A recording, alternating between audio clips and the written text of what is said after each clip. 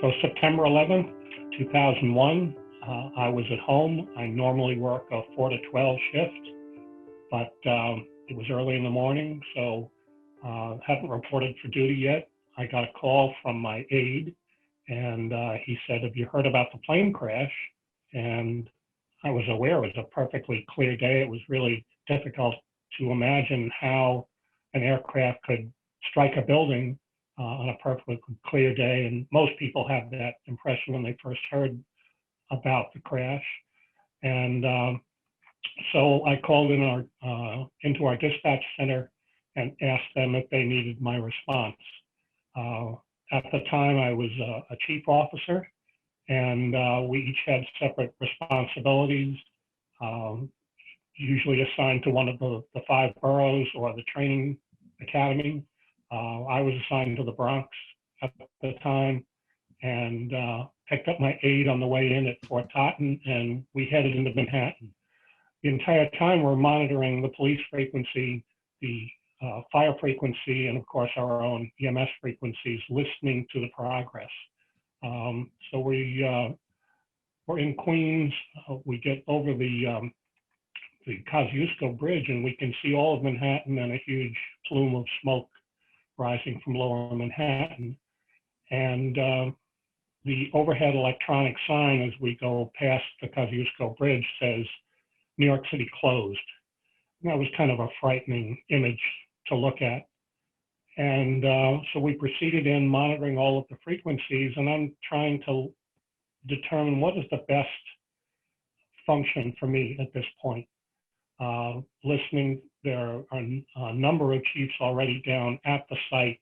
One more chief isn't probably going to make a lot of difference. So my training, we had all received training in the incident management system, which breaks down a large-scale incident into different sectors. So while someone is doing command, someone else is doing triage, someone else is responsible for transportation and tracking of patients, someone else is responsible for staging. So being familiar with that and listening to the activities that were going on down in lower Manhattan, I thought that the best utilization for me would be at the Brooklyn side of the Brooklyn Bridge, and I could establish a casualty collection point. So rather than having Manhattan ambulances leave the borough, they could come right to Brooklyn, drop off patients, and I could be responsible for distributing those patients onto hospitals, Brooklyn, Queens, Bronx, anywhere where we had to go, because Manhattan is going to be, one is going to be gridlocked with exiting traffic, and 2, all of the ambulances are going to have trouble getting up into Manhattan hospitals because of that. And I thought utilizing outer boroughs, maybe out of state, we could set up a medevac and transport patients out from there. So that's why I felt I would be do the most good. And another chief heard me, and she responded into the same location to assist. By the time we got to the Brooklyn side, the second tower had collapsed and the radio was silent. And that was a really frightening moment, thinking that I might be one of the only 2 EMS chiefs to have survived. So at that point, I assumed command of the operation.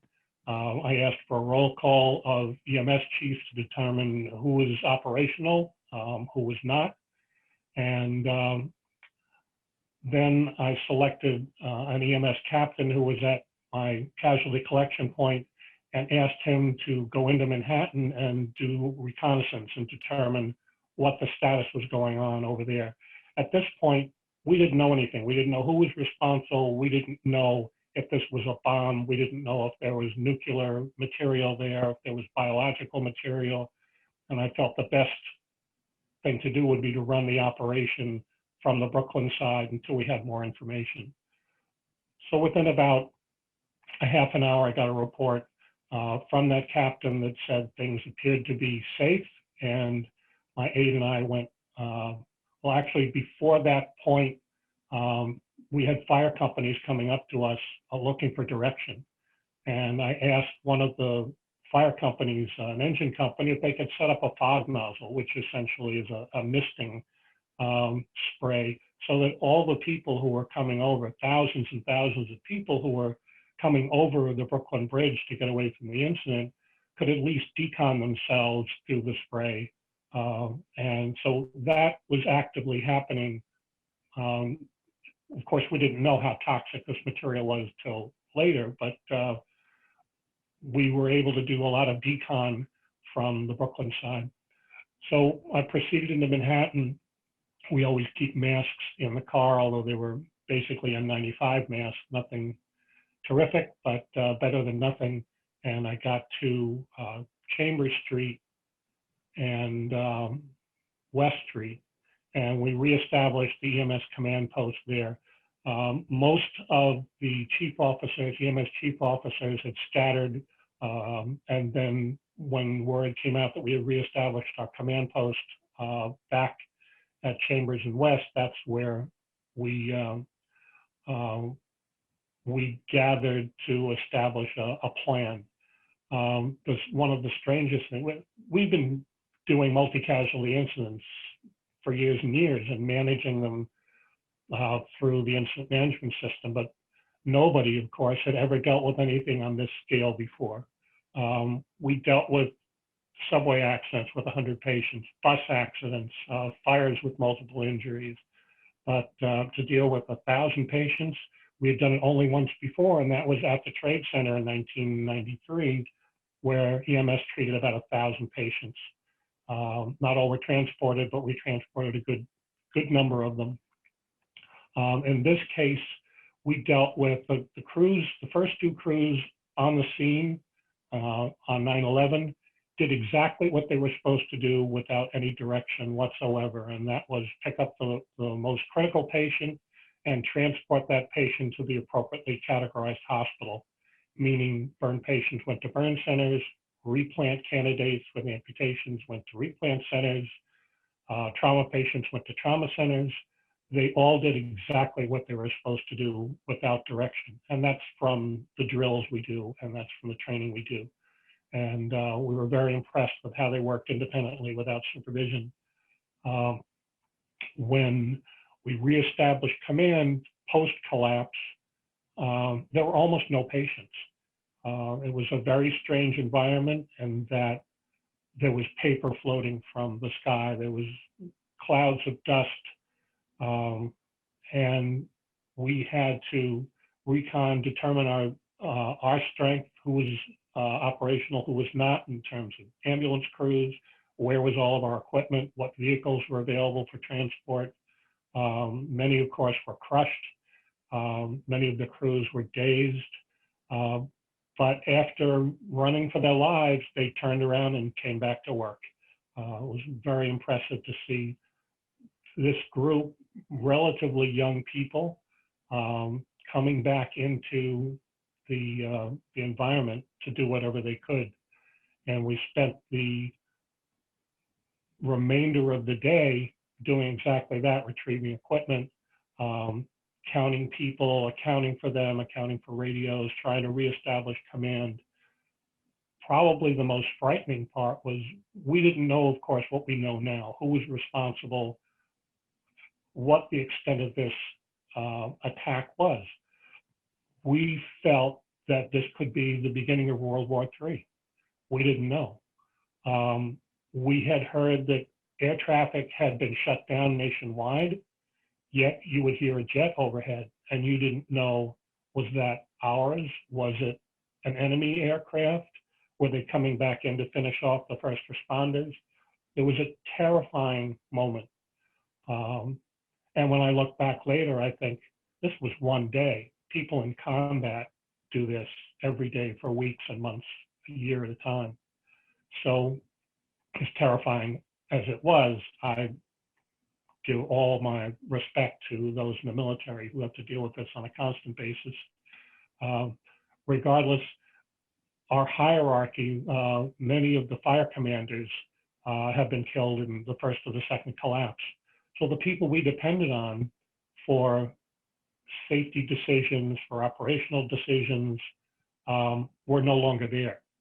And the chief of operations, Dan Nigro, he was the one who stepped up and took over the fire operation. And from that point, we essentially ran two parallel operations: fire doing their thing with recon and rescue, and the EMS folks treating the patients that they could find and reestablishing staging areas, triage areas, treatment areas. And there was a response from the medical community where St. Vincent's Hospital, Beacon Downtown Hospital, a lot of hospitals sent staff to the site, totally unprepared, not equipped in terms of their gear. They were there just to help. As I recall, St. Vincent set up a makeshift operating room across the street, across West Street in one of the buildings, anticipating all kinds of horrendous injuries, which after the collapse, there really was none. We saw very, very few patients. It was normally you would have maybe 10% of the patients generated at an incident would be critical, and the rest would be various stages of serious and minor. We saw almost nobody post-collapse, other than some respiratory injuries from the rescuers. Quite a few of those who we provided oxygen, and nobody wanted to be transported. You couldn't get a firefighter or a cop to go to the hospital. Eye injuries from the dust, but it was incredible that there were, you either made it out or you didn't. That was essentially it. And when we looked around, you know, we found some equipment, but what you didn't see was anything substantive. You didn't see a desk or a telephone. All you saw was everything that had been in the buildings was pulverized. And so you translate that to humans, and